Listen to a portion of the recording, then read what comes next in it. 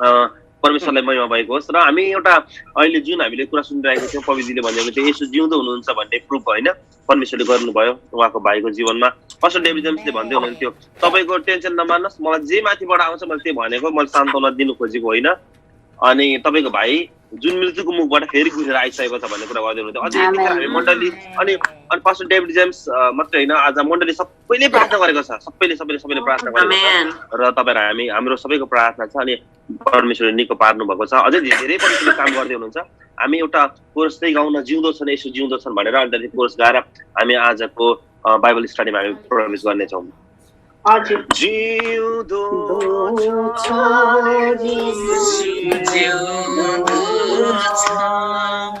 मेरो मनमा येशू जिउँदो छ,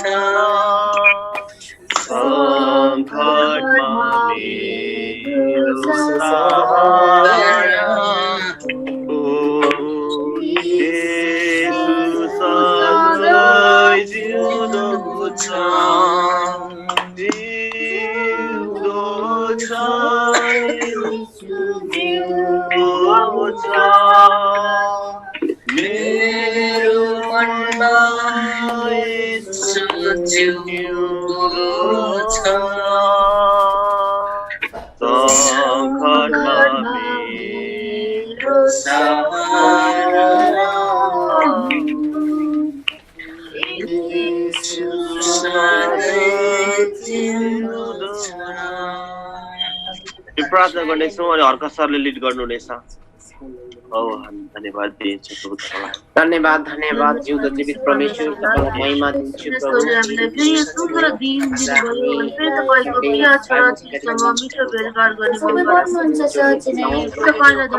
समयलाई तपाईँलाई धन्यवाद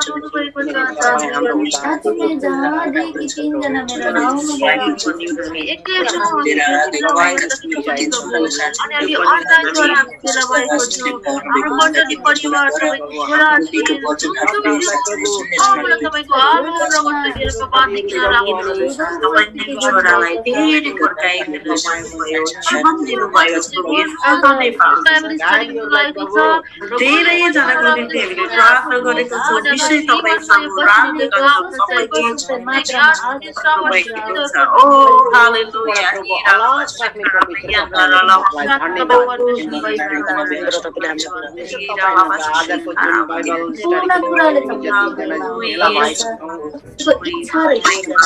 धन्यवाद दिन्छु। हामी जहाँ छौँ जतिजना भेला भएको छौँ प्रभु, प्रभु तपाईँको आज जिउँदो वचनलाई हामीले ग्रहण गर्नेछौँ, बुझ्नेछौँ प्रभु। तपाईँको गुप्त ज्ञानको कुरा सिकाउनु जुन तपाईँको दास हाम्रो माझमा दिनुभएको छ, उहाँ प्रभु तपाईँको आज दासको मुखपत्र भई तपाईँ बोल्नु भएको छ, हरेक कुरामा तपाईँले सम्हाल्नु भएको होस् प्रभु। तपाईँलाई धन्यवाद दिन्छु प्रभु। हरेक कुराको जान्नुहुने परमेश्वर तपाईँ हुनुहुन्छ, हाम्रो हरेकको हृदयलाई जाँच्नुहुने परमेश्वर तपाईँ हुनुहुन्छ प्रभु। तपाईँलाई धन्यवाद दिन्छु। अनि तपाईँको आत्माले प्रभु हाम्रो जीवन सृजिनु भएको छ र प्रभु तपाईँले जीवनको सास हामीलाई दिनुभएको छ प्रभु। तपाईँलाई धन्यवाद दिन्छु यो सुन्दर समयको लागि प्रभु। तपाईँलाई धन्यवाद दिन्छु प्रभु। अनि यो समय जति हामीले बाइबल स्टडी गर्नेछौँ प्रभु, हामीले यो सिकिकन प्रभु तपाईँको राज्यमा हामीले मान काम गर्नको लागि तपाईँले अनुग्रह गर्नुभएको छ प्रभु। तपाईँलाई धन्यवाद। तपाईँको आशिष अनुग्रहले भर्नु भएको सम्पूर्णलाई प्रभु यो समय सुरु अन्त तपाईँको हातमा राख्दै आशिष येशूको नाममा आमेन आमेन आमेन आमेन। अर्को सरलाई धेरै धन्यवाद, उहाँले सुरुको प्रार्थनामा अगुवाई गरिदिनु भएको लागि। र अब हामी ढिला नगरिकन आजको हाम्रो जुन चाहिँ बाइबल स्टडीमा हामी जानेछौँ र तपाईँहरू सबैजनाले एकदमै ध्यान दिएर सुनिदिनु होला। अनि म पनि सुन्नेछु यहाँ बसेर भए पनि। र भोलिको लागि हाम्रो भोलि 12 बजीदेखि फेरि टक्कै सेवाकाई हुनेछ। अनि त्यतिखेरको लागि चाहिँ मैले हाम्रो पास्टर नरको छुट्टी हुन्छ आज, त्यही भएको कारणले गर्दाखेरि अनि उहाँले प्रिपेयर गर्ने मजाले समय पाउनुहुन्छ भनेर मैले सोचेको छु। र भोलिको दिउँसो 12 बजीको सेवाकाईमा चाहिँ उहाँले वचनको सेवाकाई निभाउनुहुन्छ भनेर मैले आशा गरेको छु। र उहाँले अन्तिममा के भन्नुहुन्छ होला सायदै। तर अहिलेको लागि भने म पास्टर डेभिड दिएर म यहाँबाट केही समय ओजेल हुन चाहन्छु र पास्टर डेभिड लिनु सक्नुहुनेछ र हामी ताली बजाएर उहाँलाई स्वागत गर्नेछौँ। जय मसीह सबैलाई। फेरि अब हामी आजको आइतबारको बाइबल स्टडीमा हामी भेला भइसकेका छौँ। अनि विशेष गरिकन आज हाम्रो बीचमा मेरो दाजुको छोरी, मेरो आफ्नै छोरी होइन, मेरो दाजुको छोरी तबिता र अनि मेरो ज्वाइँ उता भर्जिनियाबाट हुनुहुन्छ, उहाँहरू बस्नु भएको छ। अनि सायद तबिताले अहिले हेर्दैछिन् छोरीले। अनि हामी सबैजनालाई परमेश्वरले यतिखेर यो समयमा उहाँको प्रेम, उहाँको शक्ति, उहाँको सामर्थ्यमा, उहाँको एकता अनि दिन प्रतिदिन परमेश्वरको वचनको गहिराई, परमेश्वरको प्रेमको गहिराई अनि परमेश्वरसँगको सम्बन्धको गहिराईमा प्रभुले लिएर गइरहनु भएको छ। म विचार गर्दछु, म त्यसलाई एकदमै मैले चाहिँ ध्यान दिइरहेको छु, मैले हेरिरहेको छु। हरेक व्यक्तिहरू भोको छन्, प्यासा छन्, मानिसहरू एकदम नै परमेश्वरको वचनको निम्ति प्यासी छन्। अनि अझै पनि मेरो एउटा मलाई भित्रपट्टि मन लागेको कुरो एउटा छ, त्यो चाहिँ हो हाम्रो जवान जवानीहरू अब बाहिर निस्किनु पर्छ। मेरो एउटा अझै पनि एउटा प्रार्थना छ, हाम्रो जवान जवानीहरूले उहाँहरूसँग भएको त्यो समय, अहिले न कलेज छ, न स्कुल छ, न कतिको प्राय काम छ, उनीहरूको हातमा चाहिँ सबै कुराहरू भन्दा पनि फोन छ अनि आइप्याड छ। अनि त्यति भए उनीहरूले सबै कुरा बिर्सिरहेको छ। त्यो कुरालाई त्यागेर प्रियहरू, जबसम्म तपाईँको हातमा भएको कुरालाई त्याग्नुहुन्न भने, जबसम्म हामीले हाम्रो जीवनमा कुनै कुरा त्याग्दैनौँ भने परमेश्वरले हाम्रो जीवनमा आशिष दिन सक्नुहुन्न।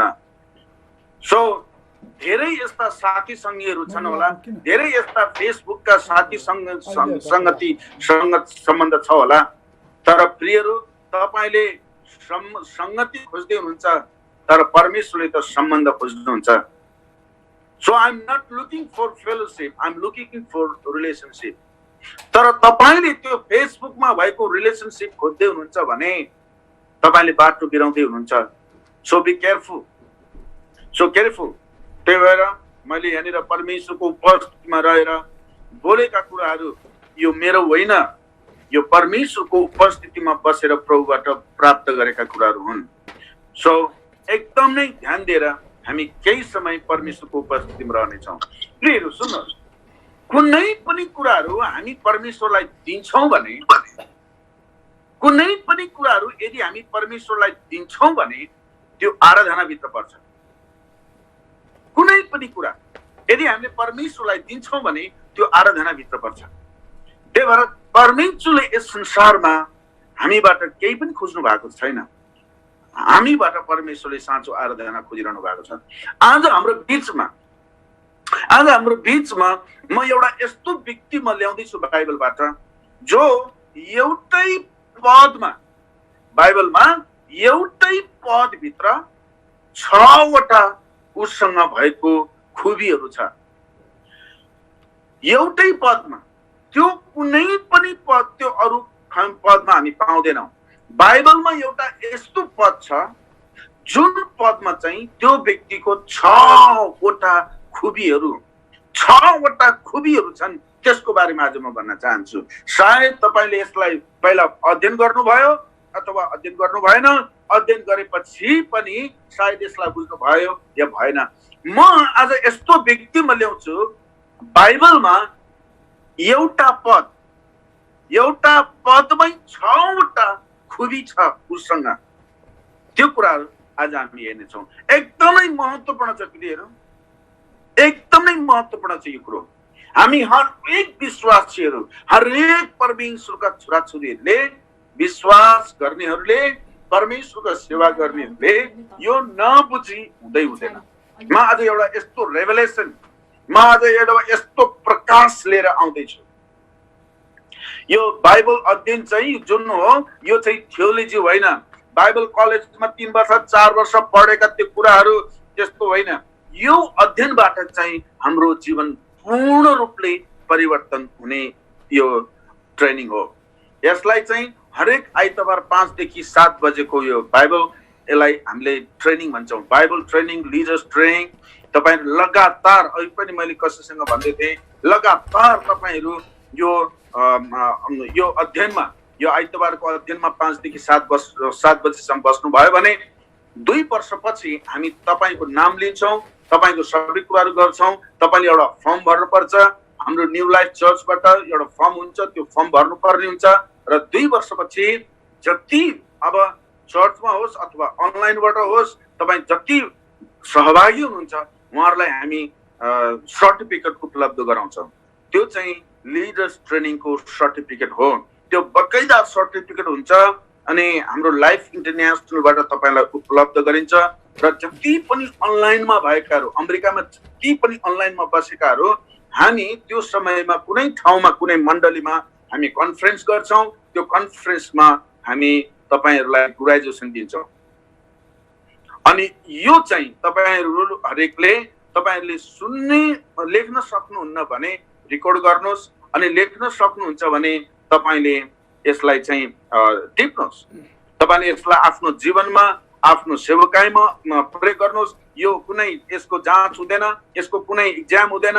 यसलाई चाहिँ हामीले तपाईको जीवनमा यसलाई उतारेको, यसलाई हामीले तपाईको परिवारमा, तपाईको वैवाहिक जीवनमा, तपाईको व्यक्तिगत जीवनमा तपाईले गवाही दिएको यो बाइबल ट्रेनिङले, लिडर्स ट्रेनिङले मेरो दाम्पत्य जीवन परिवर्तन भयो। अघि त्यहाँनिर चाहिँ उहाँ हाम्रो हरि भाइले भन्दै हुनुहुन्थ्यो, पास्टर बाबु त्यो टिचिङले, त्यो शिक्षाले मेरो जीवनमा परिवर्तन आयो उहाँले भन्दै हुनुहुन्थ्यो। धेरै यस्ता कुराहरू हामी जीवनमा देखिएको हामी चाहन्छौँ। तपाईले 4 वर्ष अध्ययन गर्नुभयो, तपाईले डिग्री गर्नुभयो, पिएचडी गर्नुभयो र तपाईले दारू खाँदै हिँड्नु भयो र जाँड रक्सी खानु भयो र ड्रग लगाउँदै हिँड्नु भयो भने के फाइदा भयो? तपाईले पिएचडी गर्नुभयो, तपाईले डक्टर गर्नुभयो, बाइबलमा सबै कुरा प्राप्त गर्नुभयो, तर सेवकाईबाट तपाईँ अलग हुनुभयो, त्यसपछि तपाईँ प्रभुदेखि अलग हुनुभयो भने त्यो सबै वर्षहरू, ती सबै डिग्रीहरू फिक्रीमा परिवर्तन भएर तपाईलाई त्यसले सताउँछ। सो यो बाइबल ट्रेनिङले, यो लिडर ट्रेनिङले चाहिँ तपाईबाट हामी गवाही सुन्न चाहन्छौँ, गवाही सुन्न चाहन्छौँ। यसले के गरे त? त्यही हो एक्जाम। हुन त फेरि भएको कुरा नै भन्दाखेरि हामी आशिषित हुनेछौँ। र यो सबै ट्रेनिङले तपाईँको जीवनमा कति प्रभाव गरे त? तपाईँको मण्डलीमा कति प्रभाव भयो? तपाईँको आफ्नै जीवनमा कति प्रभाव भयो? तपाईँको सेवकाईको लेभल कति बढेर गयो? We want to listen that. अनि 2 वर्षपछि हामी यहाँहरूलाई अनि ग्रेजुएसनमा हामी एउटा योजना बनाउनु छौँ। पास्टर नरेश अनि हाम्रो मण्डलीमा भएको पास्टर हाम्रो साइमन अनि हाम्रो एल्डर बाबुहरू हर्क अनि सन, हामी मिलेर हामीले कुन ठाउँमा ग्रेजुएसन गर्ने हो भनेर हामी एक दिने कन्फरेन्स गर्नेछौँ। त्यो एक दिने कन्फरेन्समा अनि ग्रेजुएसन हुनेछ। परमेश्वरले तपाईँहरूलाई आशिष दिनुभएको होस्। कुनै पनि मैले परमेश्वरको उपस्थितिबाट बोल्दै गर्दाखेरि यो चाहिँ थियोलोजिकल टिचिङ होइन। बोरिङ हुन्छ, मान्छेहरू बोरिङ हुन्छ, बोर हुन्छ। म कुनै डक्ट्रिन, कुनै प्रकारको सिद्धान्तमा यहाँहरूलाई लादिन्न। म परमेश्वरको वचनको गहिराईभित्र, अनि त्यो पनि व्यक्तिगत हरेक दिन प्रयोगमा ल्याउन सक्ने कुरा म यहाँलाई दिन्छु। परमेश्वरले तपाईँहरूलाई आशिष दिनुभएको होस्। विशेष गरिकन एउटै पदमा भएको 6 वटा खुबी, हामी दाउदको 6 वटा खुबीको बारेमा हेर्नेछौँ। 6 क्वालिटिज अफ डेभिड। डेभिडको 6 वटा क्वालिटिजहरूको बारेमा हामी हेर्नेछौँ। एउटै पदमा त्यस्तो 6 वटा कुरा छ प्रियहरू। तपाईले यसलाई पहिला हेर्नु भएन, आई डोन्ट नो, तर आजको यो टिचिङले अनि यो 6 वटा यो के भन्छ खुबी र क्वालिटिजले हाम्रो जीवनमा भयंकर ठुलो परिवर्तन ल्याउँछ। हालेलुया, लेट्स गो। अब चाहिँ म पहिलो शमूएलको पुस्तक 16 अध्यायको 18 पद हो। पहिलो शमूएलको पुस्तक 16 को 18 मा 6 वटा कुरा लुकेको छ। तपाईले यसलाई पहिला अध्ययन गर्नुभयो अथवा गर्नु भएन, अध्ययन गरे पनि यसलाई तपाईले याद गर्नुभयो भएन मलाई थाहा भएन। न अब पहिलो शमूएलको पुस्तक 16 अध्यायको 18 पद पढ्नु भन्दा अगाडि केही कुराहरू आज म भन्न चाहन्छु। यो दाउदको जीवनमा पहिलो शमूएलको पुस्तक 16 अध्यायमा भएको 6 वटा क्वालिटी कसरी आयो त्यहाँनिर, त्यो भन्दा अगाडि एउटा कुरा छ। 16 अध्यायमा परमेश्वरले दाउदलाई इजरायलको राजाको निम्ति चुन्नको निम्ति उहाँले योजना बनाउँदै हुनुहुन्थ्यो। परमेश्वरले दाउदलाई राजा बनाउनुको निम्ति परमेश्वरले चुन्दै हुनुहुन्थ्यो। इसैको छोरो, इसैका 8 जना छोराहरू मध्ये दाउद चाहिँ कान्छो छोरो हो। अनि परमेश्वरले योजना बनाउँदै हुनुहुन्थ्यो। प्रियहरू, हामी त संसारमा विभिन्न देशमा देशको राजाहरू बन्नुको निम्ति धेरै खुबीहरूको आवश्यकता छ। राजा त्यसै बनिँदैन, उसलाई धेरै सोर्स फोर्स खुबीको आवश्यकता पर्छ। राजा त्यस्तिकै हुँदैन। तर परमेश्वरले चाहनु भएको राजा दाउद इजरायलको राजा हुनुभन्दा अगाडि परमेश्वरले एउटा यस्तो व्यक्ति खोज्दै हुनुहुन्थ्यो। यस्तो व्यक्तिको खोजाइमा परमेश्वर हुनुहुन्थ्यो। यस्तो व्यक्तिको पर्खाइमा परमेश्वर हुनुहुन्थ्यो। अनि परमेश्वरले इजरायलको घराना मध्ये इजरायलमा परमेश्वरले एउटा व्यक्तिलाई देख्नुभयो, त्यो दाउद। दाउद कान्छो छोरो, सबैले कान्छोलाई प्राय त्यति स्थान दिँदैनन्, ठुलाहरूलाई दिन्छ। यहुदीहरूको चलनमा जहिले पनि ठुलाहरूलाई, पहिलो छोराहरूलाई, ठुलो छोरालाई जति पनि अधिकारहरू दिने चलनहरू थियो, त्यसमा दाउद पनि थियो। प्रिय अब सुन्नुहोस्, हामी इसैको छोरा 8 जना छोराहरू थिए इसैको। अनि त्यो 8 जना मध्ये चाहिँ यो दाउद कान्छो हुन्छ। अनि उसलाई चाहिँ घरमा एउटा काम दिएको थियो, त्यो चाहिँ हो गोठालो। उसलाई काम दिएको थियो, त्यो हो गोठालो। त्यो कुनै उसलाई शिक्षा दिएको थिएन, उसलाई स्कुलमा पठाइएको थिएन, त्यहाँनिर उसको निम्ति अरू कुरो थिएन। प्रियहरू, उसलाई त जङ्गलमा पठाइएको थियो भेडा चराउनलाई। जङ्गलमा भेडा चराउनलाई ऊ जान्थ्यो। अनि सुन्नुहोस् प्रियहरू, यहाँ अचम्मको कुरो चाहिँ कस्तो छ भने त्यो भेडा चराउँदै गर्दाखेरि परमेश्वरसँगको सम्बन्ध उसको घनिष्ठ थियो। हालेलुया। परमेश्वरसँगको सम्बन्ध उसको घनिष्ठ थियो। जुन जिम्मेवारी उसलाई दिएको थियो, त्यो जिम्मेवारीमा ऊ एकदमै लागि परिरहेको थियो। त्यहाँ उसको बाबाले दिएको, उसको ड्याडीले दिएको सबै जिम्मेवारीमा, त्यो जिम्मेवारी सानो भए तापनि त्यो जिम्मेवारीमा ऊ एकदम नै अडिग थियो। उसको भेडाहरू त्यहाँनिर उसले धेरै धेरै यस्तो कुराहरू भनेको छ। प्रियहरू, परमेश्वरले उसलाई चुन्नु भयो, उसको हृदयलाई परमेश्वरले हेर्नु भयो। मैले चुनेको इजरायलको राजा यही हुन सक्छ। दाउद भेडा गोठाला, उसको लागि त्यो भेडा गोठाला जवान दाउद छिटो उसको लागि खेल्ने साथीहरूको पछि जान सक्थ्यो। ऊ आफ्नो मोज मस्तीमा डुब्न सक्थ्यो। उसले चाहेको कुराहरू उसले गर्न सक्थ्यो। ती सबै कुरा छोडेर बाबुले दिएको एउटा जिम्मेवारीमा ऊ लागि पऱ्यो। जब दाउद भेडा गोठाला थियो, यो छिटो थियो, भर्खरको। बाइबल विद्वानहरूले भन्छन् उसको उमेर चाहिँ 15 देखि 18 वर्षको थियो। उसले भेडा चराउँदै गर्दाखेरि यो व्यक्तिको उमेर चाहिँ कलिलो थियो। कलिलो अवस्थामा, जवानी अवस्थामा, सबैलाई जवानीको अवस्थाहरू मनपर्छ। विशेष गरिकन भेडा चराउन, गाई गोठाला चराउन कसैलाई पनि मन पर्दैन।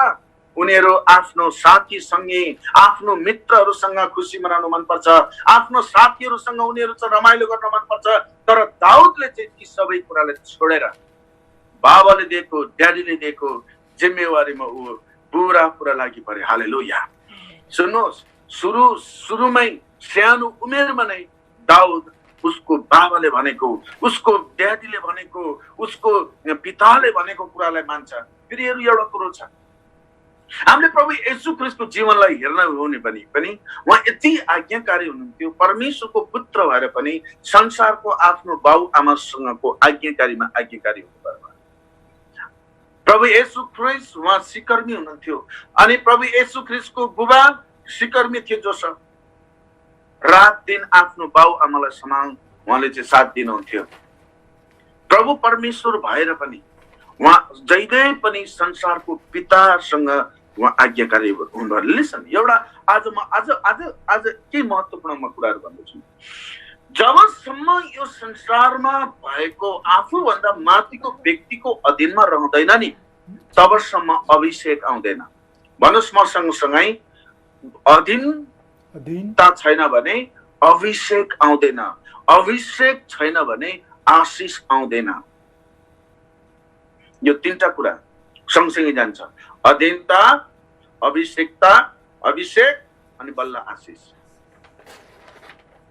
यो अधीनता भनेको चाहिँ फेरि यो स्वेच्छाले गर्ने हो, यो जबरजस्ती कसैले गरेर होइन। फेरि यो संसारमा जब हामीले आफूभन्दा अलि माथिको व्यक्तिको के भन्छ, हामीले उनीहरूको अधीनतामा, उनीहरूको लिडरसिपमा, उनीहरूको घरमा हामी धेरै पाउँछौँ। हामी बाबुआमा पाउँछौँ, हामीले विवाह भएपछि श्रीमती के भन्छ श्रीमानहरू छन्, अनि त्यसपछि श्रीमानले पनि श्रीमतीको भनेको मान्नुपर्छ। तर मैले चाहिँ कहिले पनि यो भनिनँ श्रीमती भन्दा श्रीमान ठुलो भनेर भनेको छुइनँ है, मलाई अन्यथा नलिनुहोस्। उनीहरूलाई परमेश्वरले बराबरीको रूपमा बनाउनु भएको छ। यसको मतलब तिनीहरू सहयोगी हुन् एक आपसको, उनीहरू जीवन साथीहरू हुन्। जीवन साथी कहिले पनि श्रीमान श्रीमती भन्दा 10 कदम माथि हुन सक्दैन। कहिले पनि श्रीमानले यो सोच्नु हुँदैन म चाहिँ श्रीमती भन्दा ठुलो भनेर सोच्नु हुँदैन। जब त्यो सोचाइ गर्ने बित्तिकै प्रब्लम हुन्छ वैवाहिक जीवनमा। म र मेरो श्रीमती त हामी बराबर हौं भनेर भन्नुपर्छ। अनि घरमा अनि मण्डलीमा विश्वासीहरूको पास्टर हुनुहुन्छ, लिडर हुनुहुन्छ, उनीहरूको लिडरशिपमा, उनीहरूको अधीनतामा, उनीहरूको भनेको कुराहरूमा, अनि जब विश्वासीहरू रहन्छ अनि लिडरशिपमा रहन्छ, प्रियहरू जसरी बाइबलमा एलियाको अधीनतामा एलिसा थियो अनि एलिसाले बल्ल अभिषेक पाएको हो। अधीनतामा बल्ल अभिषेक आउँछ अनि बल्ल मात्रै मानिसहरू हाम्रो जीवनबाट आशीषित हुन सक्छ। हालेलुया। यो कुराहरू भयो। अनि परमेश्वरले खोज्दै हुनुहुन्थ्यो। अनि त्यहाँनिर के भयो? हामी अब अगाडि बढ्नेछौँ। पहिलो शमूएलको पुस्तक 16 अध्यायबाट आज हामी अध्ययन गर्नेछौँ। मोस्टली परम प्रभुले शमूएललाई भन्नुभयो, मैले शाऊललाई इजरायलमाथि राजा हुनलाई इन्कार गरेकोमा त त्यसको निम्ति कहिलेसम्म विलाप गरिरहन्छस्? तँसित भएको त्यो सिङमा तेल हालेर तेरो साथमा लैजा, म तँलाई बेथलेहेमको ईसाई कहाँ पठाउँदैछु। तपाईसँग बाइबल छ, हेर्नुहोस्, म ईसाई कहाँ पठाउँदैछु किनभने मैले त्यसका छोराहरू मध्ये एकजनालाई राजा चुनेको छु। धेरै छोराहरू छन्। प्रभुले भन्नुहुन्छ त्यसको छोराहरू मध्ये मैले एउटालाई राजाको निम्ति चुनेको छु। हालेलुया। अब सुन्नुहोस् यहाँनिर, दिस इज भेरी इम्पोर्टेन्ट। अब यहाँनिर म कुरा गर्दैछु। तर शमूएलले भने म कसरी जान सक्छु र शाऊलले यो कुरा सुनेर मलाई मार्ने छन्। परम प्रभुले भन्नुभयो, एउटा कोरेली तँसँग लैजा, परम प्रभुको निम्ति बलिदान चढाउनलाई आएको हुँ भन्। ईसाईलाई पनि त्यस बलिदानमा निम्तो दे र तैँले के गर्नु पर्ने छ म तँलाई बताउने छु। जुन मानिसलाई म देखाउने छु तैँले त्यसलाई अभिषेक गर्नु। आज यो कुरोहरू धेरै मण्डलीमा आज धेरै ठुलो गल्ती भएको छ। परमेश्वरले नदेखाएको व्यक्ति आज अभिषेक भएको छ सेवकाईको लागि। So be careful.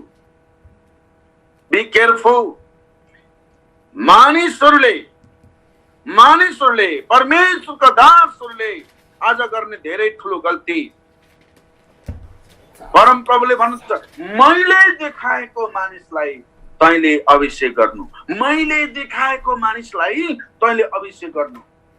त्यसलाई परम प्रभुले गर्नु भन्नुभयो। जुन शमूएलले गरे, तिनी बेथलेहेममा गए, शहरका धर्मगुरुहरू तिनलाई भेट्दा थरथराए।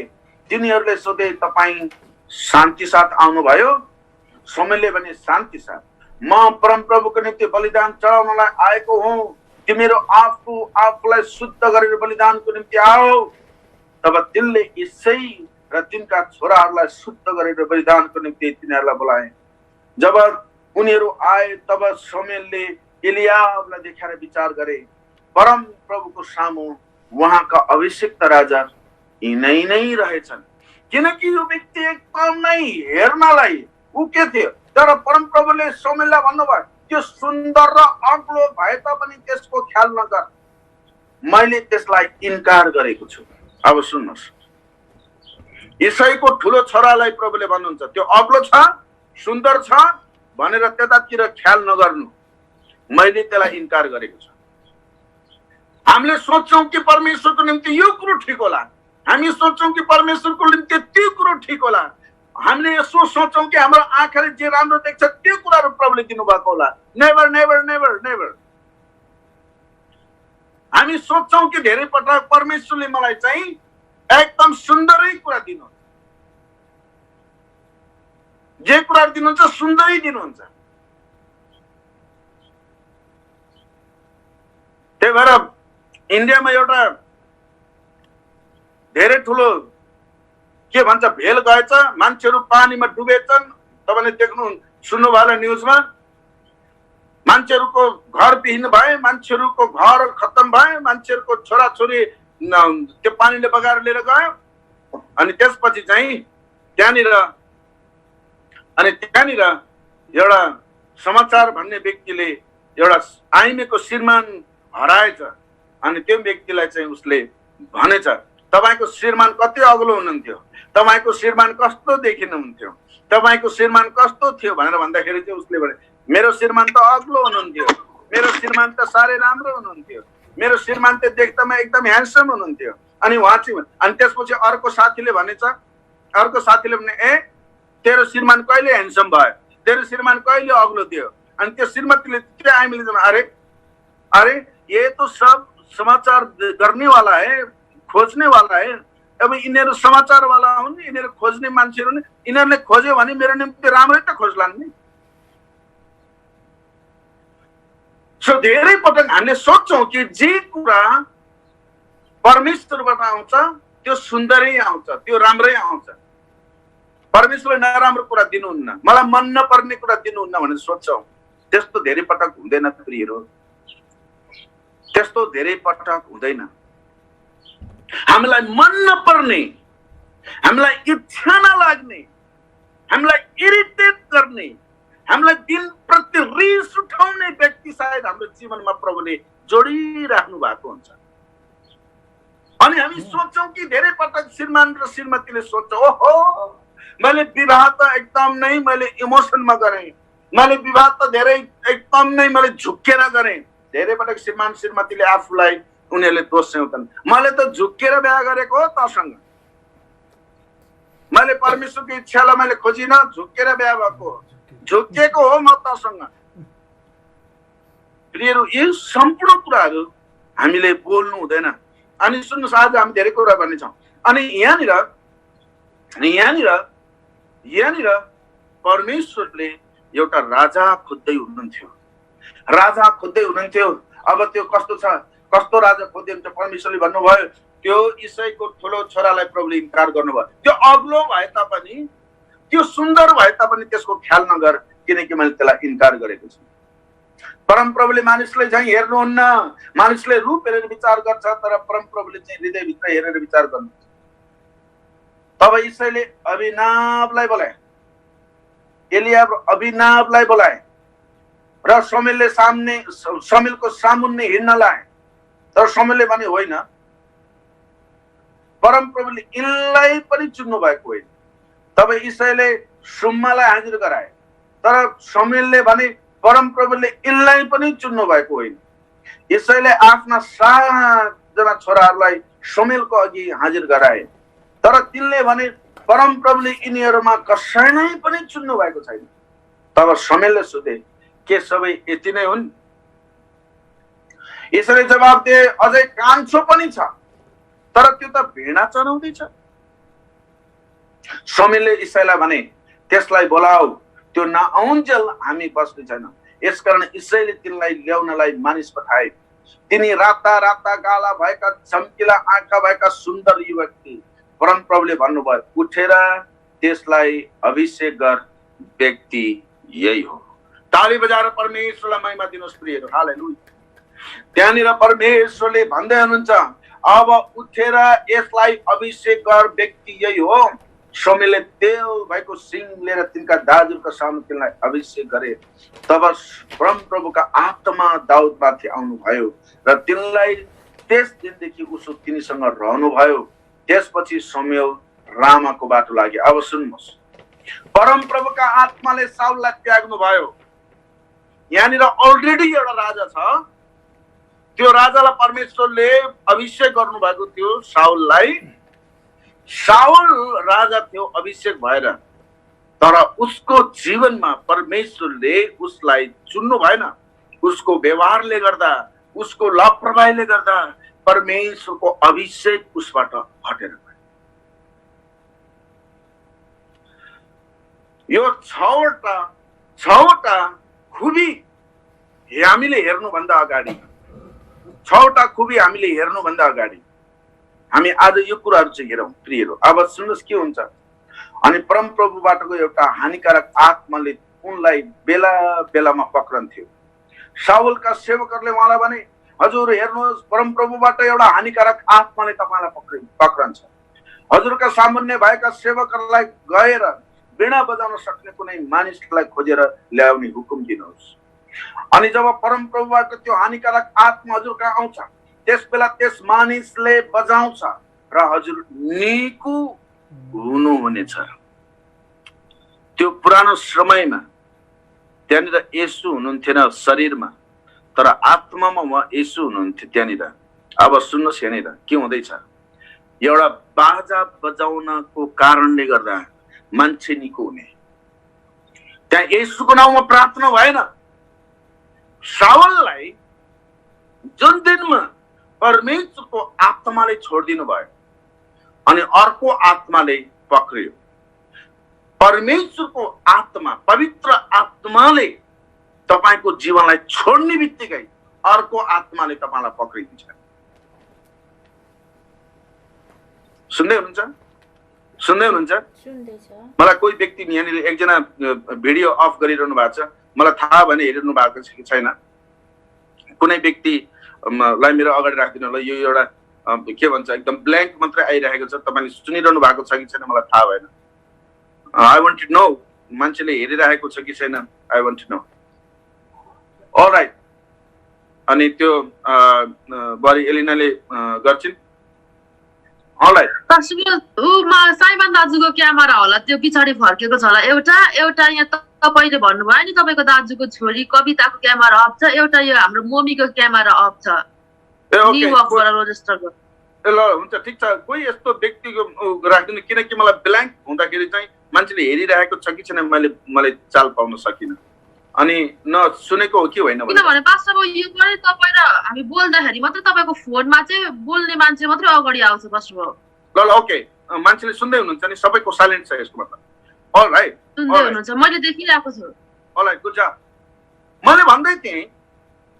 मैले यहाँनिर भन्दै थिएँ कि जब साउल राजालाई परमेश्वरको आत्माले छोडिदियो, परमेश्वरको आत्माले छोडिसक्यो, यो चाहिँ एकदम डरलाग्दो चिज हो, एकदमै डरलाग्दो चिज हो। यो हरेक विश्वासीले बुझ्नुपर्छ प्रियहरू।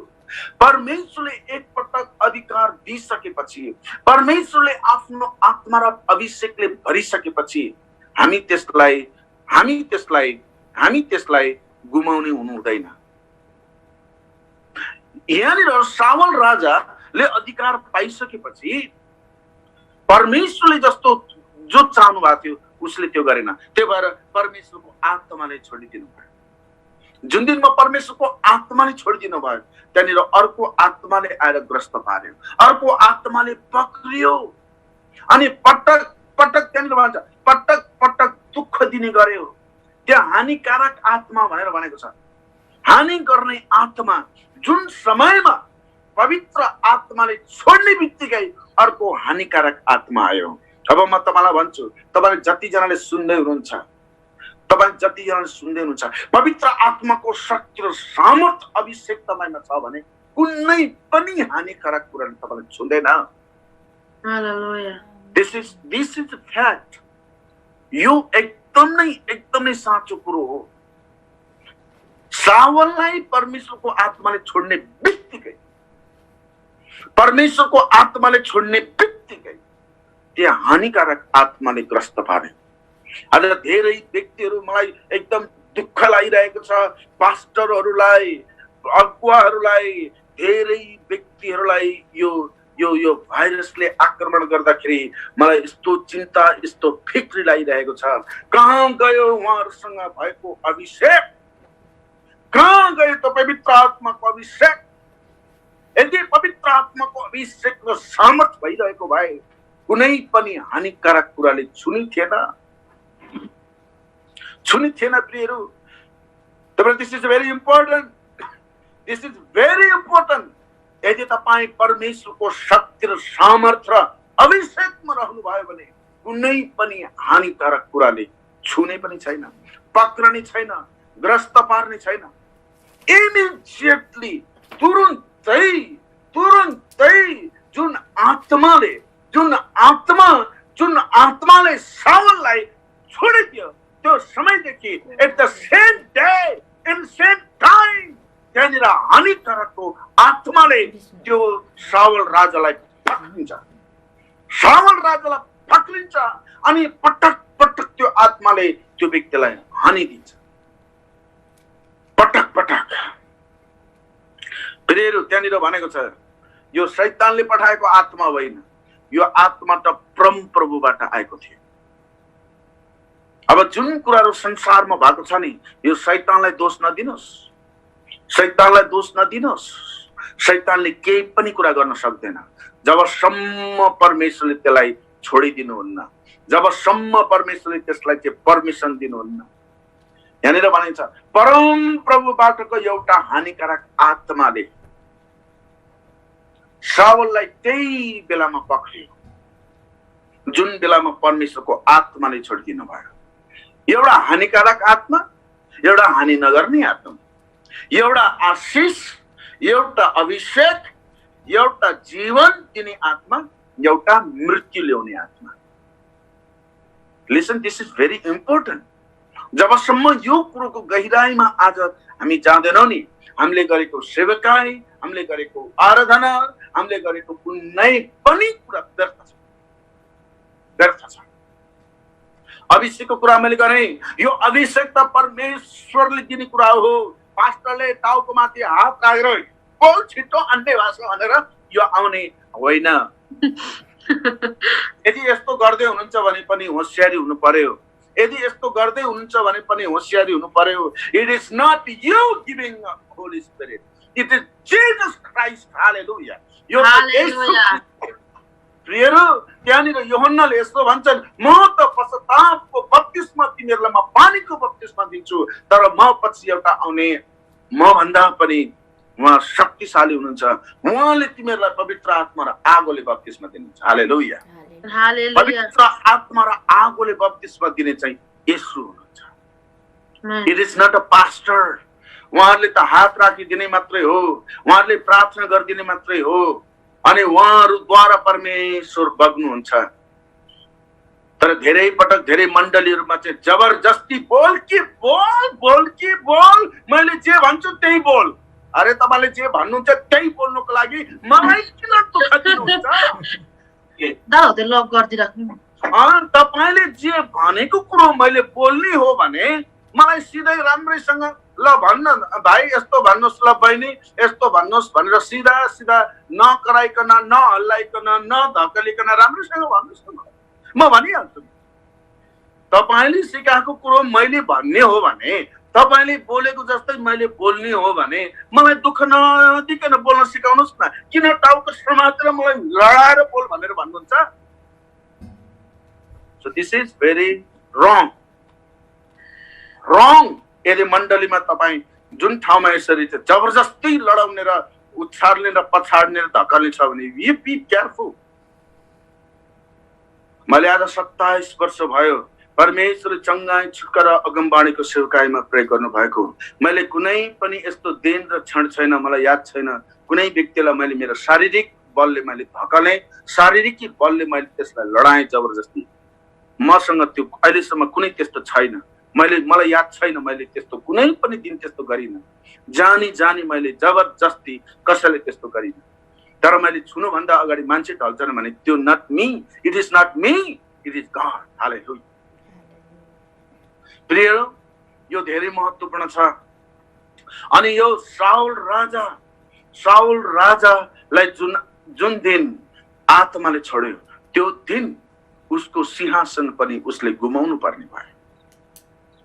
उसले पवित्र आत्मा मात्रै गुमाएन, उसको जीवनमा भएको शान्ति गुमाउँछ, उसको जीवनमा भएको अभिषेक गुमाउँछ, उसको जीवनमा भएको कुनै पनि प्रेम र शान्तिलाई उसले गुमाइदिन्छ।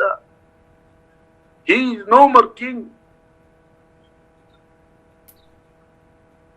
कति दुखलाग्दो कुरो प्रियहरू, जब परमेश्वर आज धेरै यस्तो मण्डलीहरूमा पवित्र आत्माको अभिषेक र शक्ति र सामर्थ्यको निम्ति मान्छेहरू तयार हुँदैन, मान्छेहरूलाई तयार गरिँदैन। तर म भन्छु अबको केही दिनहरूमा, अबको आउने दिनहरूमा जति पनि अनलाइनमा, जति पनि हाम्रो मण्डलीमा एक एक व्यक्तिलाई पवित्र आत्माको शक्ति र सामर्थ्य अभिषेकले भन्नुहुन्छ। किनकि हाम्रो परिवार र हाम्रो छोराछोरी र हाम्रो मण्डलीमा कुनै पनि हानिकारक आत्माले दुःख नदियोस्। Why you need a Holy Spirit? You need a Holy Spirit only to talk tongues, होइन? अन्य भाषा बोल्नको निम्ति पवित्र आत्मा चाहिएको होइन। कुनै पनि हानिकारक आत्माबाट सुरक्षित हुनको निम्ति पनि there are so many reasons, धेरै छन् पवित्र आत्माको अभिषेकको लागि। तर ती मध्ये एउटा चाहिँ कुनै पनि हानिकारक आत्माबाट सुरक्षित हुनको निम्ति पनि it is for your safety। भजन 91 अध्याय पढेर मात्रै तपाईको सुरक्षा हुँदैन। नो जबसम्म परमेश्वरको शक्ति र सामर्थ्य भित्र आउनुहुन्न, जबसम्म आफूलाई नम्र पारेर पवित्र आत्माको उपस्थितिमा हुन्न भने, त्यहाँनिर दाउद अभिषेक हुनुभन्दा अगाडि ऊ भेडा गोठाला थियो। त्यहाँनिर परमेश्वरको अभिषेक आउनुभन्दा अगाडि उसको बाउको अधीनमा, पिताको अधीनतामा थियो। त्यहाँनिर उसले सिकिरहेको थियो अनि त्यो वीणा बजाएर प्रभुको आराधना गर्थ्यो। भजन सङ्ग्रह लेख्ने त्यही समयमा हो प्रियहरू, प्रभु परमेश्वरसँगको सम्बन्ध उसले जोड्यो। गोठालो अवस्थामा त्यो चौरमा ओहो कति भोक लाग्दो होला त्यसलाई, जङ्गलमा जानु भन्ने कुरा कति तिर्खा लाग्दो होला त्यसलाई। त्यस्तो अवस्थामा पनि परमेश्वरसँगको घनिष्ठ सम्बन्ध त्यसले कायम राख्यो प्रियहरू। हामी धेरै पटक परमेश्वरसँगको सम्बन्ध सबै कुरा ठिक भएपछि मात्रै हामी सोच्छौँ कि परमेश्वरसँगको सम्बन्ध तब ठिक हुन्छ जब सबै कुरा ठिक हुन्छ। हामी धेरै पटक यस्तो गर्छौँ परमेश्वरसँगको सम्बन्ध म तब ठिक राखौँला जब परमेश्वरले मेरो प्रार्थना सुन्नुहुन्छ। नो, होइन प्रियहरू, होइन, त्यो ठिक प्रकारको विचार होइन। त्यतिखेर दाउदको अवस्था भेडा गोठाला हुँदाखेरि सजिलो थिएन। He was alone, उसँग साथीहरू थिएन, उसको मन बहलाउने उसँग सायद केटीहरू थिएन, उसको मन बहलाउने उसँग उसको मित्रहरू थिएनन्। He was alone। त्यस्तो अवस्थामा परमेश्वरसँग घनिष्ठ सम्बन्ध राख्यो। तपाईले सोच्नुहुन्छ होला किन पवित्र आत्माको अभिषेकमा हुँदैन? किनकि तपाईको सम्बन्ध घनिष्ठ प्रभुसँग छैन, परमेश्वरसँगको सम्बन्ध घनिष्ठ छैन।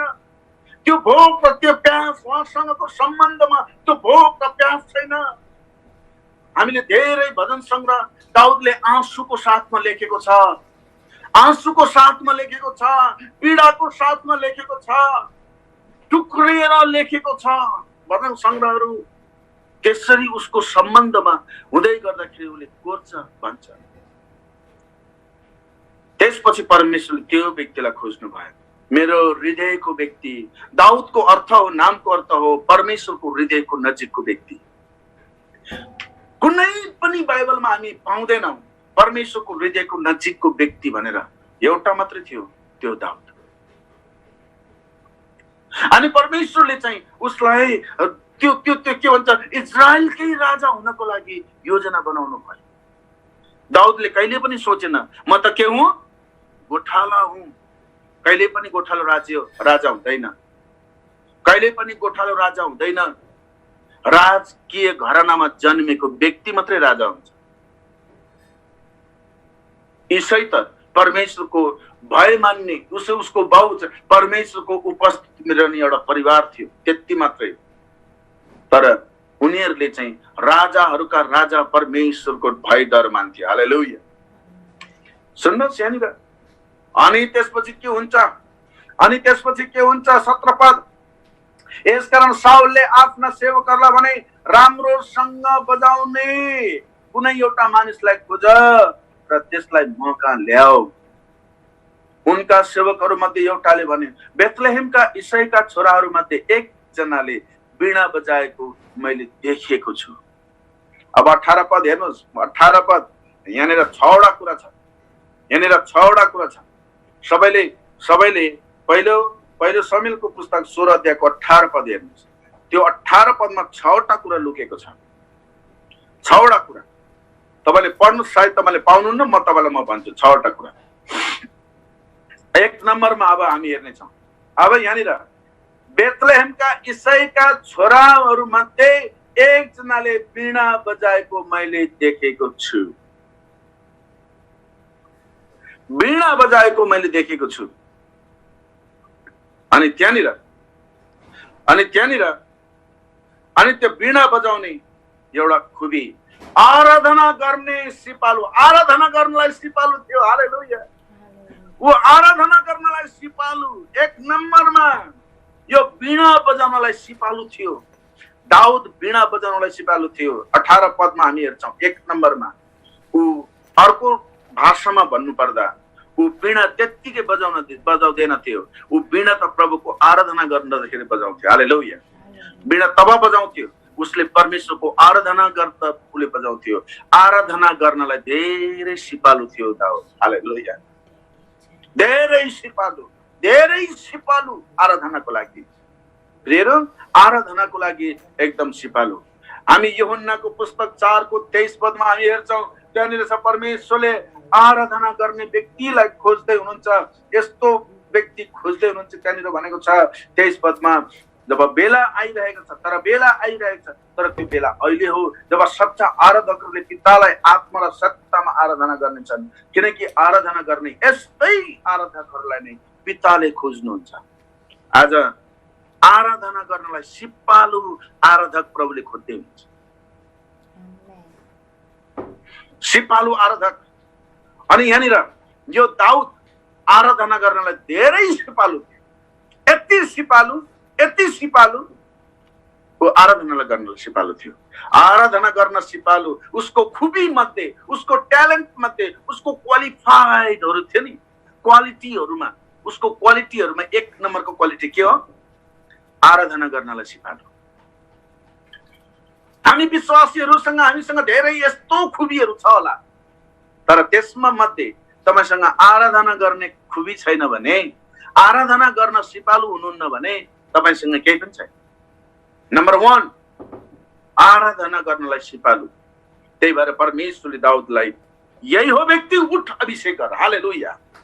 यही हो व्यक्ति, उठ अभिषेक गर। मैले खोजेको व्यक्ति यही हो। अब यही राजा हुन्छ, यसैले नै राज्य गर्छ। हालेलुया। किनकि यो आराधना गर्नलाई धेरै सिपालु छ। हामी विश्वासीहरूलाई, हामीलाई एउटा भजन सिकाउनलाई 10 वर्ष लाग्छ। 10 वर्षसम्म त्यो भजन आउँदै आउँदैन। 10 वर्षसम्म त्यो कोरस आउँदै आउँदैन। आराधना गर्न सिपालुहरू चाहिँ तरिकाले आराधना गर्छन्। उनीहरूको आराधना एउटै प्रकारको हुँदैन। उनीहरूको तरिका चाहिँ छुट्टै। सिपालु हो नि त। उसको आराधना गर्ने कुराहरू सबैलाई मन पर्छ। हालेलुया। उसको आराधना गर्ने तरिका अरूलाई मन पर्छ। च्याउ लाग्दैन, मान्छेले के भन्छ सुत्दैन, मान्छेहरूलाई के बोर लाग्दैन। तपाई आराधना गर्नलाई सिपालु हुनुपर्छ, तब मात्रै परमेश्वरले अभिषेक गर्नुहुन्छ। अभिषेक कब भएको? अभिषेक कतिखेर भएको? के भन्छ सिपालु कतिखेर भएको? अभिषेक भएपछि मात्रै सिपालु भएको। Listen, this is very important. सबै कुरा गर्न तपाई सिपालु हुनुहुन्छ। सबै कुरामा तपाईँ सिपालु हुनुहुन्छ। तर नम्बर 1 अब 1 2 मा अब फटाफट म भन्छु, तपाईँले लेख्नुहोस्, दिस इज भेरी इम्पोर्टेन्ट। अब यो चाहिँ हाम्रो यो उसमा बाइबल ट्रेनिङको उसमा जाँचमा इक्जाममा आउँदैन, यो चाहिँ तपाईँको व्यक्तिगत जीवनमा लागू हुनुपर्छ। एक नम्बरमा आराधना गर्न साह्रै सिपालु। तर हाम्रो मण्डलीमा चाहिँ 2टा भजन 2टा कोरस, सिपालु हो, जसले पनि जानेको छ, त्यसको लागि सिक्न पर्दैन। तर सिपालु भएका व्यक्तिहरू, आराधक सिपालु हुन्छन् नि, यिनीहरूले जहिले पनि नयाँ तरिकाहरू अपनाउँछ। हालेलुया, नयाँ तरिकाहरू अपनाउँछ, किनकि उनीहरूलाई नयाँ तरिका र आइडियाहरू आउँछ, किनकि सिपालु हो नि त, मान्छे सिपालु छ नि त, आराधना गर्न सिपालु छ नि त। त्यही भएर हाम्रो मण्डलीमा, हाम्रो व्यक्तिगत जीवनमा आराधना गर्ने तरिका तौरहरू चाहिँ सधैँ एकनासी हुनु हुँदैन, जसले गर्दाखेरि आउने जेनेरेसन, आउने पिढीहरू धरातलमा हुन्छ, उनीहरूलाई वाक्क लाग्छ, उनीहरूलाई बोर लाग्छ, दे गेट टायर्ड। त्यही भएर धेरै मण्डलीहरूको आराधना, धेरै व्यक्तिहरूको जीवनशैलीको आराधना चाहिँ देखेर मान्छेहरू वाक्कै भएको छ। People get tired. त्यही भएर जवानीहरू प्रभुमा हुँदैन, मण्डलीमा हुँदैन। They don't go to church because church is boring. चर्चको आराधना उनीहरूले मन पर्दैन, त्यो 2टा कोरसको 2टा भजन गाउनलाई घरमा गाए भइहाल्यो।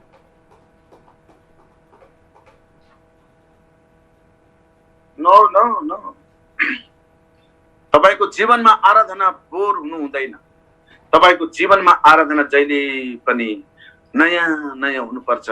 तपाईको आराधना गर्ने तरिका र तौर देखेर मान्छेहरू छक्क पर्नुपर्छ, मान्छेहरूको जीवनमा भयंकर ठुलो आशिष हुनुपर्छ।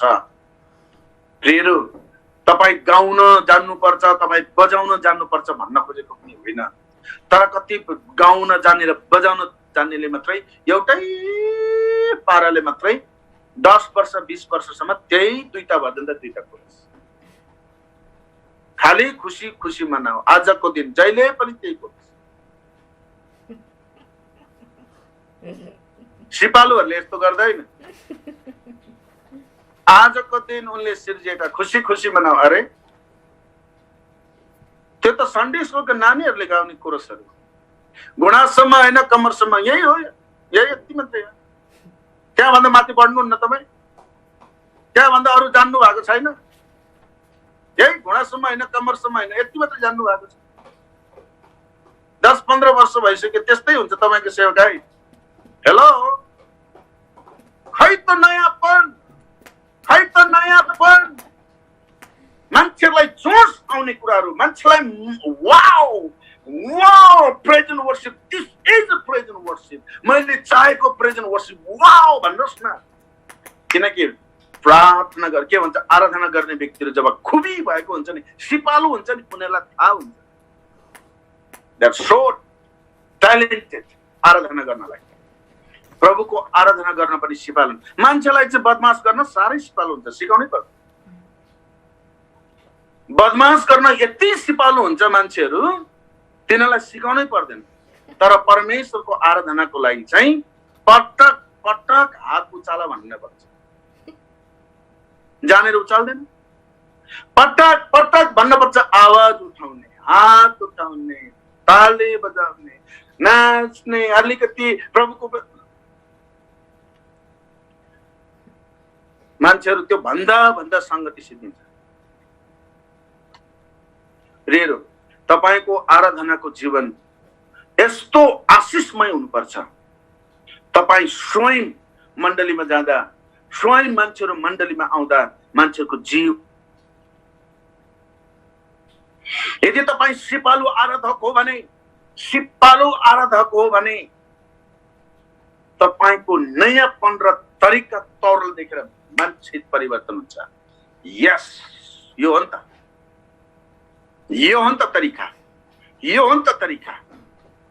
तर धेरै व्यक्तिहरू हरेक अरू कुरामा सिपालु हुन्छ, आराधनामा गर्नलाई पैदल। मान्छे आराधना गर्नलाई चाहिँ बस ढुङ्गा परिवर्तन हुन्छ, तर त्यो व्यक्ति परिवर्तन। एउटा मात्रै कोरस जानेको छ, त्यो हो आजको दिन।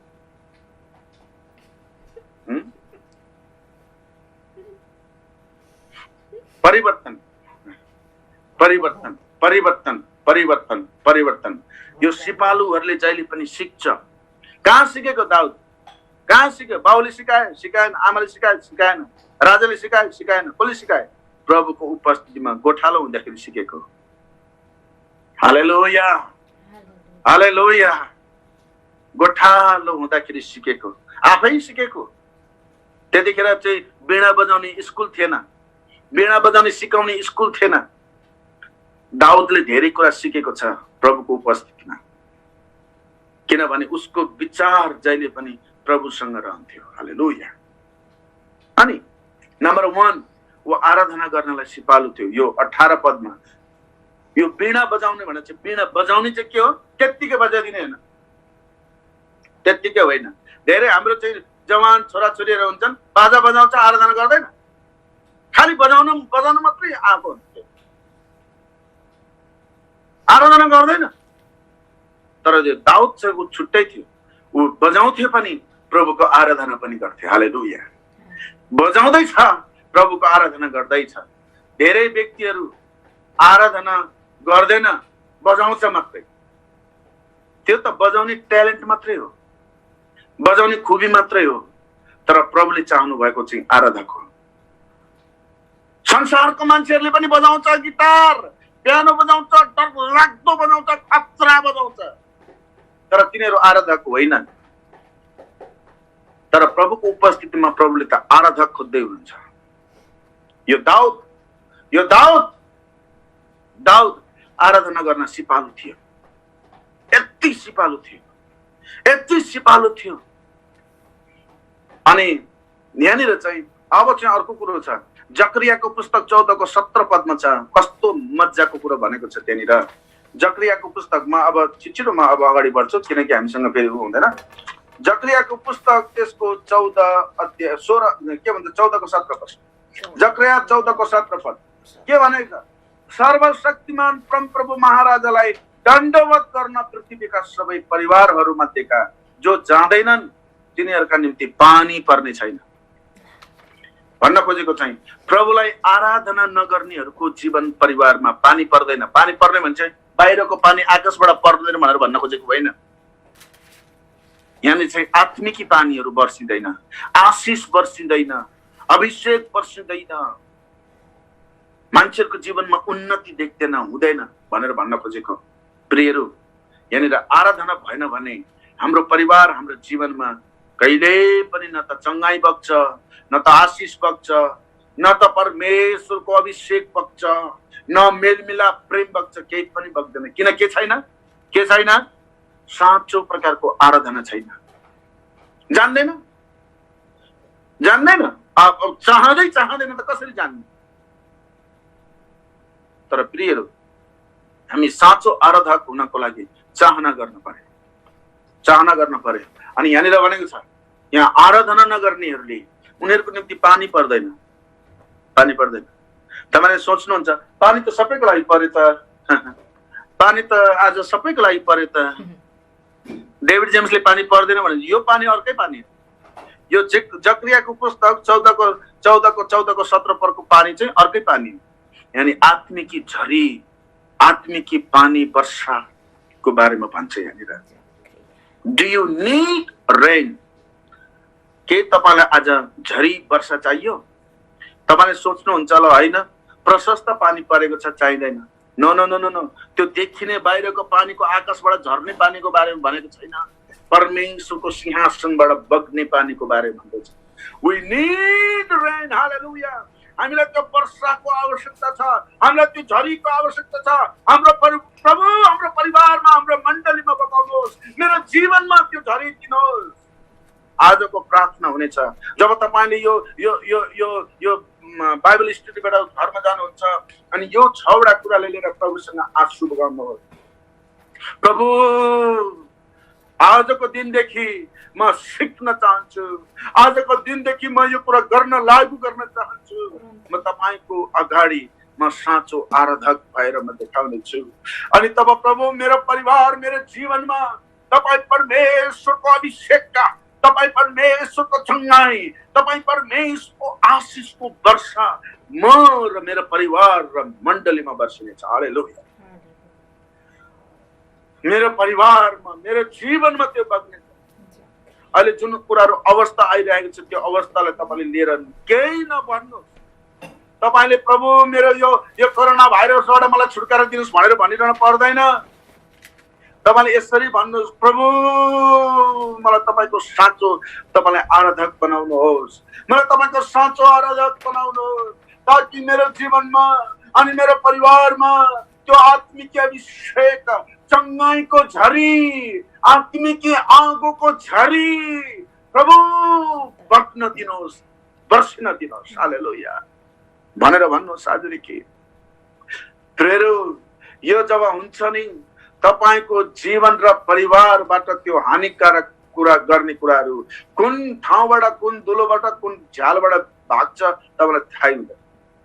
You will never know. जब यस्तो हुन्छ, जब यस्तो गरिन्छ एक नम्बरमा, जब यस्तो गर्ने बित्तिकै दोस्रो नम्बरको कुरा आउँछ। अब दोस्रो नम्बरको कुरा आउँछ, त्यही 18 पदमा छ। दोस्रो नम्बरको कुरो के हो? दोस्रो नम्बरको कुरो 18 पदमा के छ? तिनी वीर मानिस छन्। सेकेन्डमा माइटी म्यान। हालेलुया। तिनी त वीर मानिस छन्, माइटी म्यान।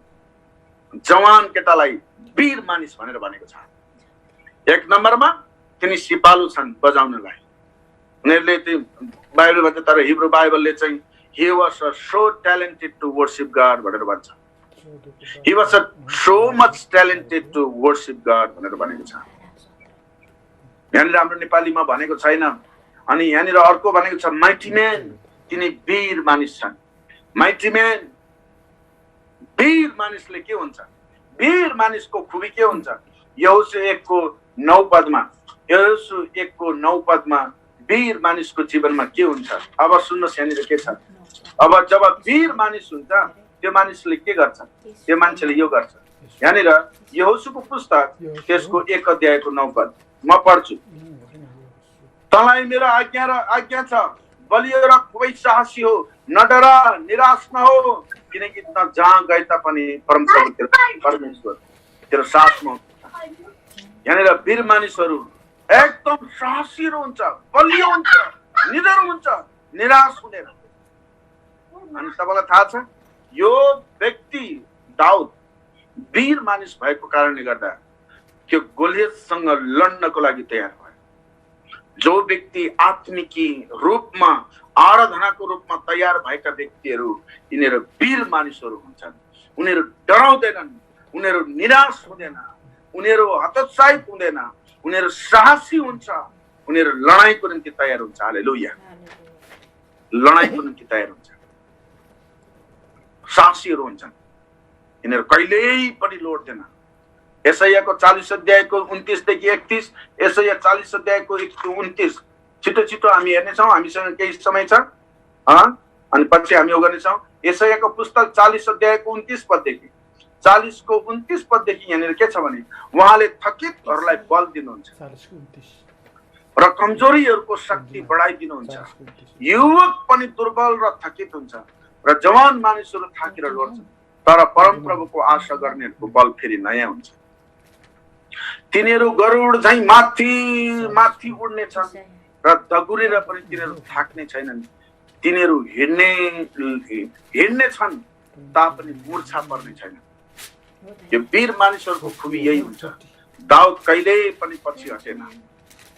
तपाईले यो पहिलो सामुएलको पुस्तकमा तपाईले हेर्नुभयो भने त्यहाँनिर 17 अध्यायमा तपाईले पढ्नुभयो भने पछि अर्को अध्यायमा हामीले 16 अध्यायमा मात्रै हेरिरहेका छौँ। आज 17 अध्याय हेर्ने भने त्यो मान्छे अचम्म प्रकारको छ। यस्तो प्रकारको छ सामुएल, यस्तो छ अब उसको बोली सुन्दाखेरि नै एकदमै डर लाग्छ। त्यस्तो प्रकारको यो मान्छे छ। उसले त यसरी भन्छ।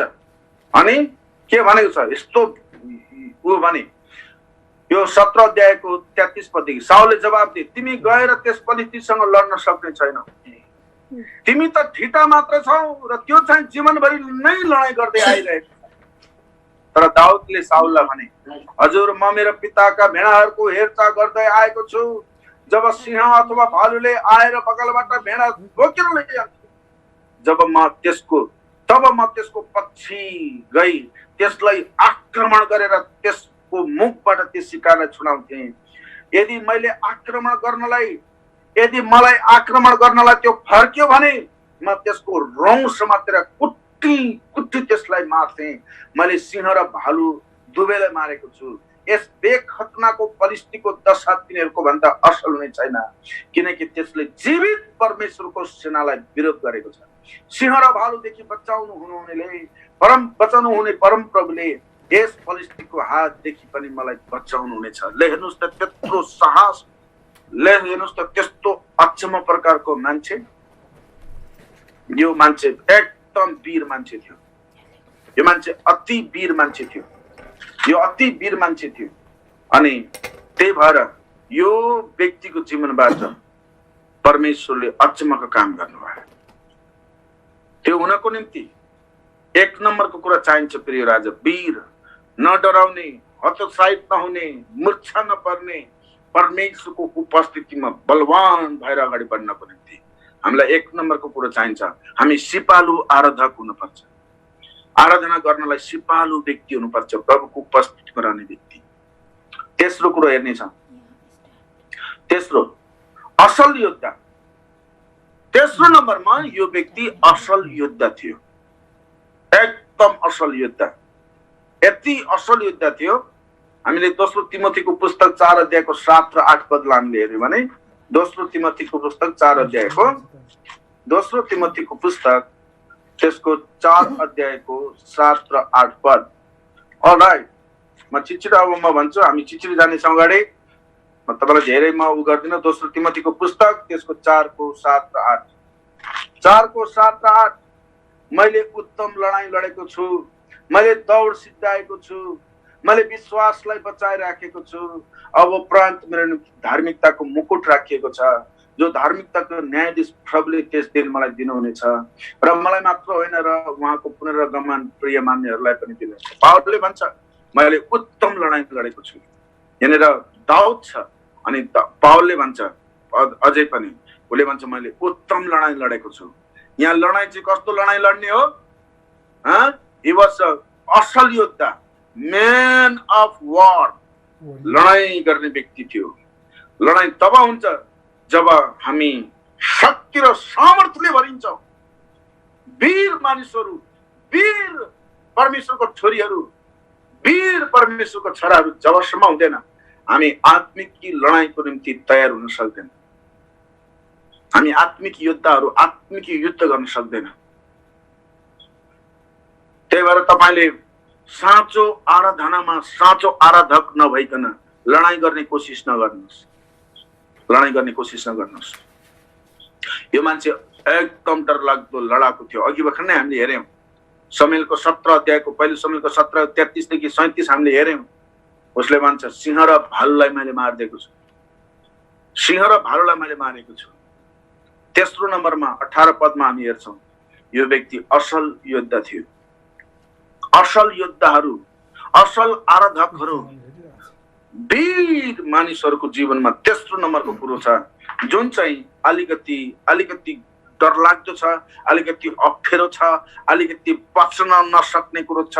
धेरै व्यक्तिले पचाउनु हुन्न होला तेस्रो नम्बरको कुरो, but I have to say तेस्रो नम्बरमा चाहिँ के भनेको छ?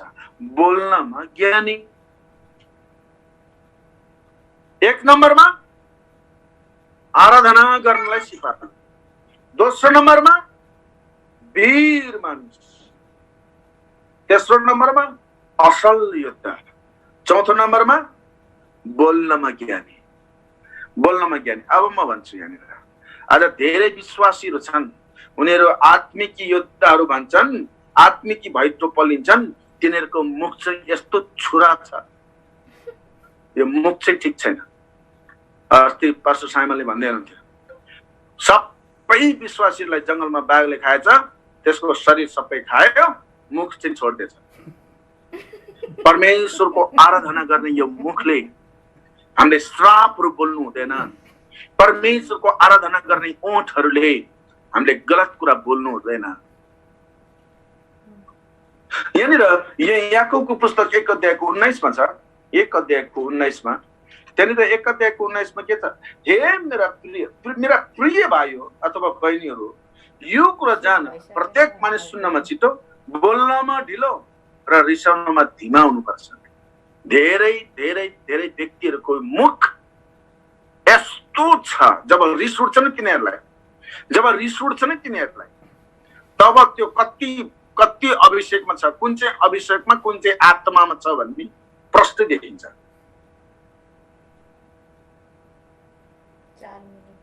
बोली भाषा अनि त्यसपछि बोल्ने तरिका ठिक छैन,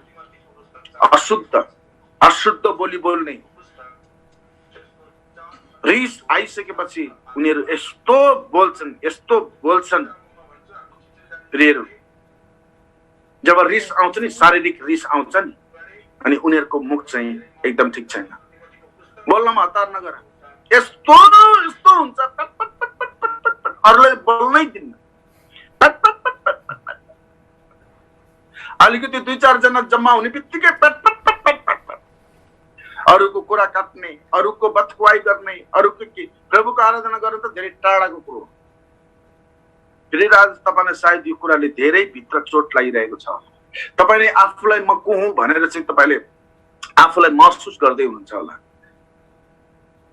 यो यस्तो एकदम व्यवहारिक कुरा म शिक्षा सिकाउँदैछु, जुन कुराहरू हाम्रो जीवनमा, हाम्रो परिवारमा, हाम्रो छोराछोरी, हाम्रो दाम्पत्य जीवनमा, हाम्रो मण्डलीमा यो प्रयोग हुने चिज हो। आज के बोल्दै हुनुहुन्छ? यही मुखले प्रभुको आराधना गर्ने, यही मुखले श्रापहरू बोल्ने।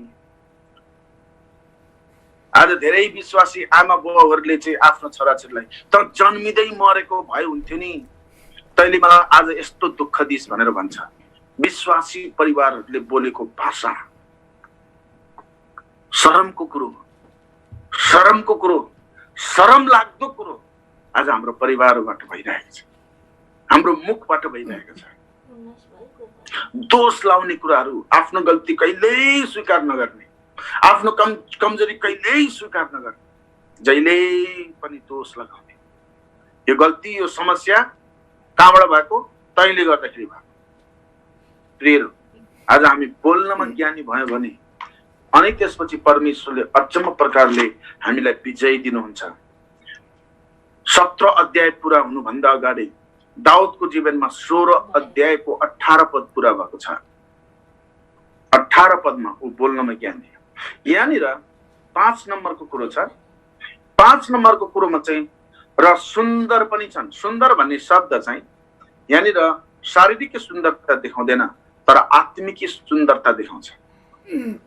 आत्मिक सुन्दरता देखाउँछ। यहाँ आत्मिक सुन्दरताको बारेमा यहाँनिर परमेश्वरको वचनमा एफएसीको 5को 27 पदमा त्यहाँनिर छ, परमेश्वरले कुनै खोट नलागेको, चौरी नपरेको, कुनै पनि खोट नलागेको मण्डलीलाई परमेश्वरले उठाउन आउँदै हुन्छ।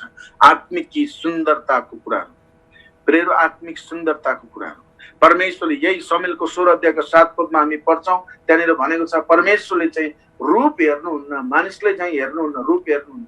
मानिसले चाहिँ रूप हेरेर विचार गर्छ, तर परमप्रभुले चाहिँ हृदय भित्र हेरेर विचार गर्नुहुन्छ।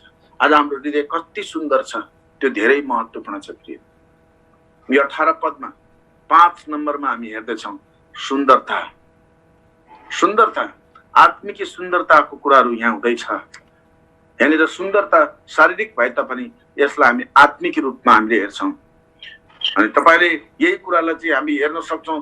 पहिलो पत्रुसको पुस्तक 3 अध्यायको 4 पदमा त्यहाँनिर हेर्नुभयो भने आत्मिक सुन्दरताको बारेमा त्यहाँनिर भनेको छ, तिमीहरू आत्मिक सुन्दरताले सजिनुपर्छ, तिमीहरूको बाहिरी भन्दा भित्री सुन्दरता तिमीहरूको हुनुपर्छ। आज हामी बाहिर सुन्दरताको लागि हामी कति पैसा खर्च गर्छौँ, तर भित्री सुन्दरताको निम्ति हामीलाई चासो हुँदैन। एउटा बाइबल बोक्नु किन्नलाई हामीलाई लोभ लाग्छ। भित्री सुन्दरतालाई सजाउने, हामी एउटा भजन किताब किन्नलाई चाहिँ हामीलाई लोभ लाग्छ। परमेश्वरका असल असल सिडीहरू हुन्छन्, त्यसलाई किनेर हेर्न हामीलाई चाहिँ एकदम पैसा हुँदैन। $10 को एउटा सिडी किनेर भजन सुन्न हामीलाई पैसा हुँदैन, हामीलाई मनै हुँदैन। प्रियहरू, आत्मिक सुन्दरता सजाउने कुराहरू के एकट्ठा के जम्मा छ, के कुराहरू छ, कुन चाहिँ कुराले ऊ हुन्छ, त्यो कुराहरू तयारी गर्नुहोस्। जुन कुराले तपाईँको आत्मिक सुन्दरता बढाउँछ त्यो कुरा पछि रुपियाँ पैसा खर्च गर्नुहोस्। मैले तपाईँले चाहिँ सुन्दरता गर्नु हुनको निम्ति ब्युटी पार्लरमा नजानुहोस्, तपाईँले कुनै मेकअप नगर्नुहोस्, कुनै ठाउँ ऊ नगर्नुहोस्, रुपियाँ पैसा खर्च नगर्नुहोस् भनेर भन्न खोजेको होइन, मलाई अन्यथा नलिनुहोस्। तर यहाँनिर भन्न खोजेको चाहिँ आत्मिक सुन्दरपन कसरी बढाउने, तब बढ्छ। हामी मण्डलीहरूमा गएर, हामी सेवामा गएर, हो यसरी अनलाइनमा आएर सँगसँगै उपवास, सँगसँगै प्रार्थना, सँगसँगै संगति। प्रियहरू, घरमा पनि आमा बाबासँग संगति, घरमा पनि श्रीमान श्रीमती संगति, आत्मिक कुरा। आज हाम्रा छोराछोरीलाई आत्मिक कुराहरू गर्नलाई एकदम नै बोर हुन्छ। ड्याडी कति लामो प्रार्थना गर्नु भएको सोध्छ, किनकि हाम्रो आफ्नो छोराछोरीलाई हामीले त्यसैपट्टि सिकायौँ। आइप्याडमा त्यो 8 घण्टा 9 घण्टा 10 घण्टा बस्दिन्छ बिना खाना, त्यो कुरा त्यसको लागि लामो भएन 8-9 घण्टा। तर परमेश्वरको उपस्थितिमा बस्नको लागि 5 मिनेट त्यसको लागि लामो हुन्छ। आज हाम्रो छोराछोरीहरूको आत्मिक सुन्दरता कहाँ गइसक्यो। श्रीमान श्रीमती प्रार्थना गर्न बस्दाखेरि पनि उनीहरू समय बिताउँदैन, उनीहरू आत्मिक कुराहरूमा समय बिताउँदैन। श्रीमती एउटा कुनामा फोन लिएर बिजी, श्रीमान अर्को कुनामा फोन लिएर बिजी। आज त्यो फोनले गर्दाखेरि फेसबुकले श्रीमान श्रीमतीको सम्बन्ध पनि टाढा बनिदिएको छ। श्रीमतीको बोयफ्रेन्ड अर्कै, श्रीमानको बोयफ्रेन्ड अर्कै, किनकि त्यहाँ लुकी त्यहाँ च्याट गर्नु छ, त्यहाँ लुकी त्यहाँ टेक्स्ट गर्नु छ। ओ आत्मिक सुन्दरता, आत्मिक सुन्दरता डामाडोल छ। प्रियहरू, आज आत्मिक सुन्दरता डामाडोल छ। कसरी हामी परमेश्वरको छोराछोरी भन्ने लायकको हुन्छ। प्रियहरू, गाह्रो छ, सजिलो छैन। तपाईँले त भन्नुहुन्छ डेभिड जैन पास्टर भाउ, यो त मेरो निम्ति एकदमै गाह्रो कुरा भयो। यदि मैले कसैलाई तपाईँले मैले भने फेसबुक डिलिट गर्नुहोस्, आज धेरैको लागि तपाईँले सायद यसुलाई हृदयबाट डिलिट गरिदिनुहुन्छ, तर फेसबुक डिलिट गर्नु। किनकि कतिजनाहरू चाहिँ फेसबुक बिना उनीहरूलाई भात खान मन पर्दैन, के भन्छ, फेसबुक बिना रेस्टरुम आउँदैन, फेसबुक बिना निन्द्रा आउँदैन, फेसबुक बिना उनीहरूलाई दिन काट्न मुस्किल पर्छ। आज उनीहरूको आत्मिक सुन्दरता डामाडोल भयो। आज मण्डलीमा सेवकाई गर्ने सेवकहरूको आत्मिक सुन्दरता डामाडोल छ। बाहिर धेरै सुन्दर र सुन्दरीहरू देखिन्छ, तर आत्मिक जीवनमा प्रभुको निम्ति चासो छैन, प्रभुको निम्ति भोक र प्यास छैन। त्यो भोक र त्यो एपिटाइट भन्ने हुन्छ त्यो इङ्ग्लिसमा, त्यो एपिटाइटका कुराहरू चाहिँ सिद्धियो।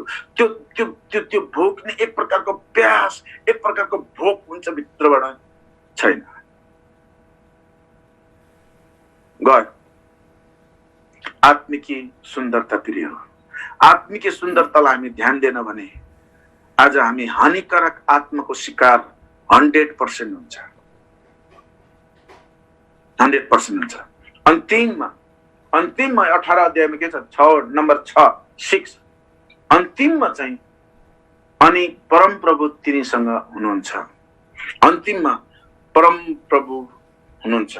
God is with David।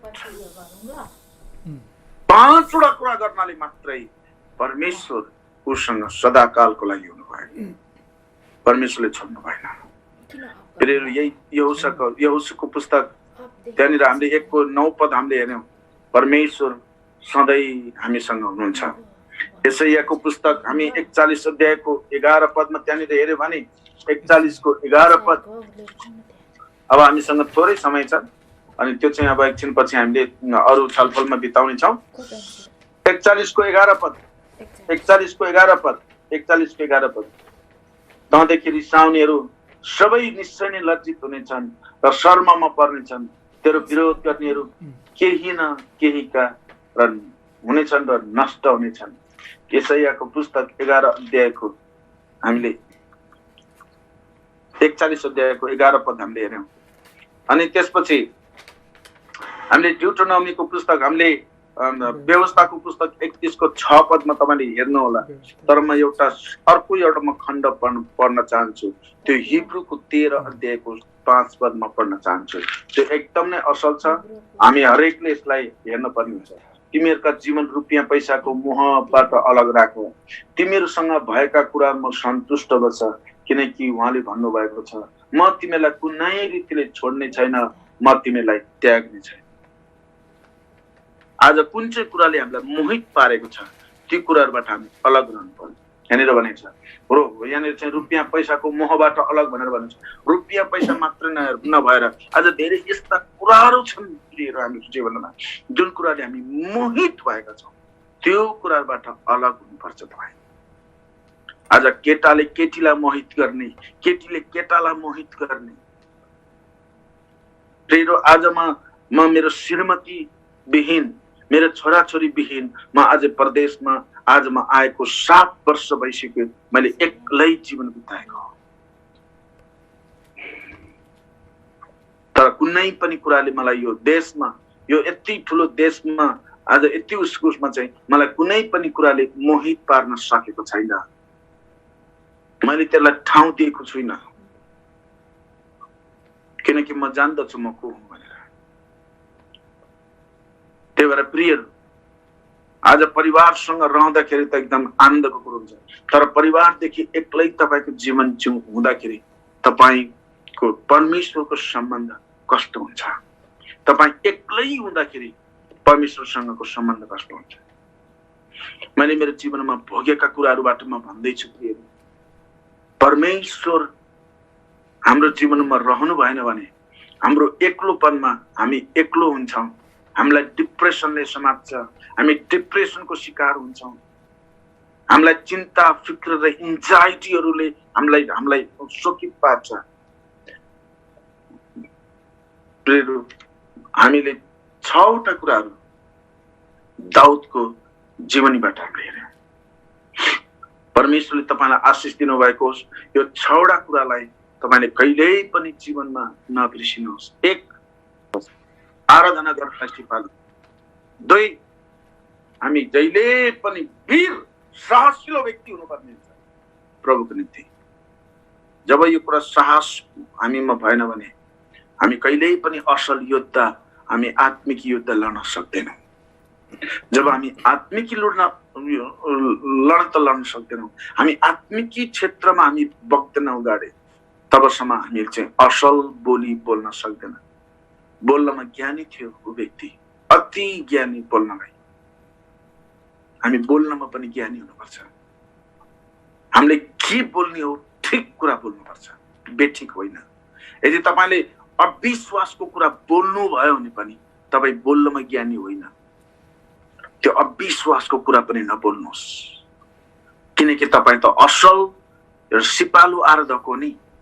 तपाई त एउटा असल वीर व्यक्ति हो नि, एउटा लडन्त गर्ने लडाकु हो नि, आत्मिक लडन्त गर्ने। किन बोलीमा बच्चा हुने, किन बोल्ने कुरामा हामी चुक्ने? कहिल्यै पनि चुक्नु हुँदैन। जब त्यसो गर्छौं बल्ल मात्रै हाम्रो आत्मिक सुन्दरता हाम्रो बढ्दै जान्छ। जब हामी आत्मिक सुन्दरतामा हामी मजबुत हुँदै जान्छौं, परमेश्वरले कहिल्यै पनि हामीलाई छोड्नु हुने छैन। प्रभुले तपाईलाई आशीष दिनुभयो। जय मसीह।